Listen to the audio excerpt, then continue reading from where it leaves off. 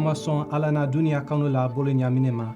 Ana adenge kelembe sadila, fosani momo kalimande ama, woti kana halaki, ke woti ni maya bambaliso. So I grew up in Liberia and the Ivory Coast, I'm living among Liberians most of my life. But when I started working in some of these Manya villages, I realized very, very few people can even speak English well, much less read it. And as I tried to share the Bible stories through interpreters, I was seeing that there were some gaps of understanding. When I felt God leading me to reach these people, I began to learn their language, and it was not easy. There was no books, no language schools, very, very few resources that had ever been developed in the language.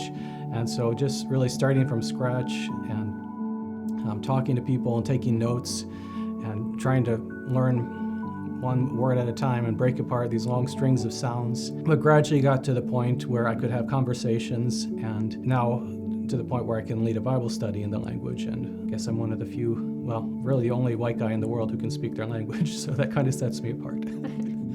So while he's working on the Bible translation and literacy classes, I keep things going at home and in our community. So I'm homeschooling our 3 kids, and then I'm also taking care of the children in our neighborhood. So most of the kids have had at least one parent die or abandon them, and then the remaining parent is gone most of the time. So the children are actually left at home to take care of each other. So when they're not at school, they're in our yard, and we cook for them every day, and we tutor them, we disciple them, provide medical care, basically whatever they need. We're on call for them.